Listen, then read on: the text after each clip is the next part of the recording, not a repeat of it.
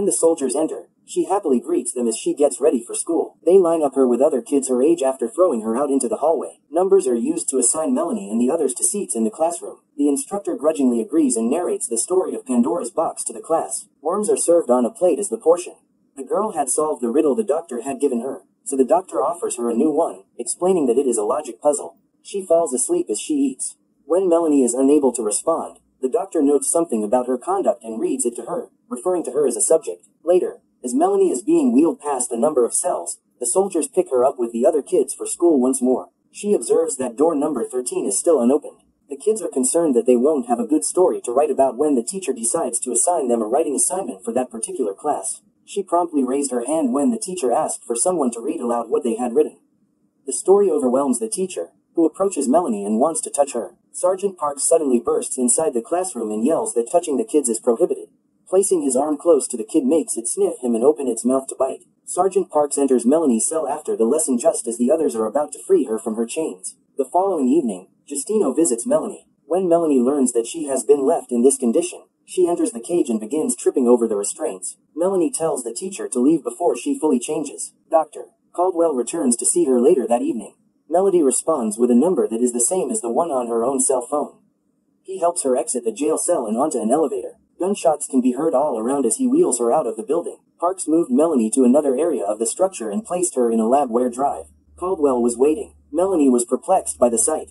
She is immediately knocked out as a second doctor administers a sedative into her arm. They bring her to a slab and hold her, but after a few more encouraging words, she awakens and persuades the instructor to drop her weapon. She then promptly pepper sprays the teacher, rendering her unconscious and allowing the troops to arrest her. The moment Justina was carried away, the alarm went off. The other doctor is instructed to lower the shutters by Caldwell, but as she does so, the zombie blocks traffic and bites her repeatedly. She leaves the lab just in time to prevent the other doctor from entirely changing.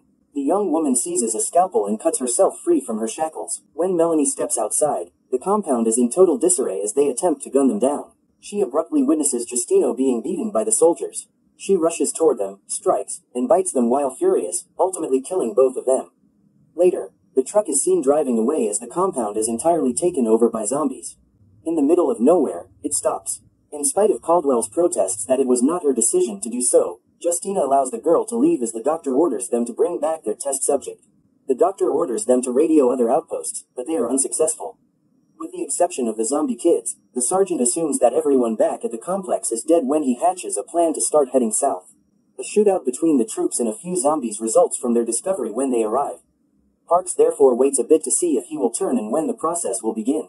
He fires at him as the car's doors are being closed. He becomes quite anxious as soon as he sees Justino has brought Melanie inside with them. When parking, one starts the car.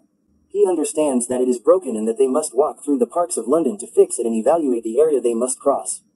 They explain to the others that their only option is to travel through zombies in order to reach the city, where they would find supplies and shelter. Caldwell approaches the zombie mother as she drags a baby carriage toward them and starts to make her stuff. She assists in rousing up the zombie mother before the others. The party succeeds in getting away, and they go through the city's zombie-infested streets. Parks discovers a doorway leading to a higher floor, so they will ascend there and be much safer. They are left in solitude. The girl inquires as to her origins.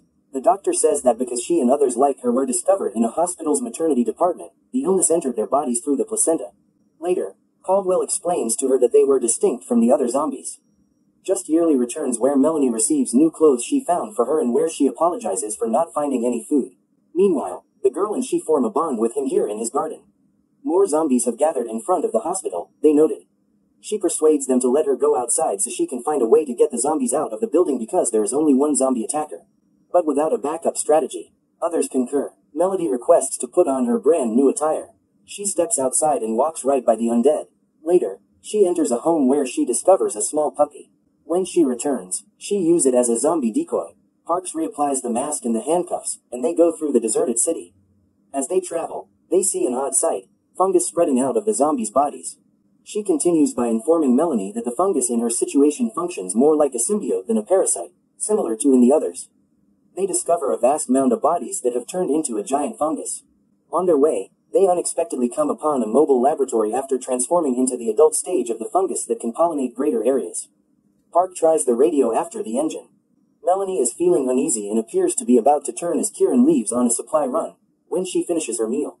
She follows a weird sound to a bookstore after hearing it. When one of them enters and informs the others that he smelled something back at the mobile lab, Melody realizes that they are just like her. Caldwell tells Justina that she has sepsis as her condition worsens. Melanie reappears out of nowhere and informs them of the kids she saw, telling them they will look for Kira until he spots a store and enters by crawling under the shutter. More kids momentarily materialize as a result of her seduction into the store's rafters, when their leader enlists their aid. Together, they all attack Kieran. Finally, they reach the shop, locate Karen Haffey inside. They step outdoors to confirm her assertion. The youngsters are awaiting them. The commander is contested by Melanie, who engages him in combat. She is able to lead Justino and Parks back to safety while defending them. With the use of some gas, Caldwell sedates them. She drags Melanie over to the slab so she may operate. She talks to the girl and attempts to persuade her to confess so she can use her vaccination to save everyone. Melanie was on the verge of concurring but had one more query. Why should we die to save you? The girl asks next. The doctor is left in the lab as Melanie exits. Melanie Caldwell, who is trailing, is soon encircled by the zombie kids.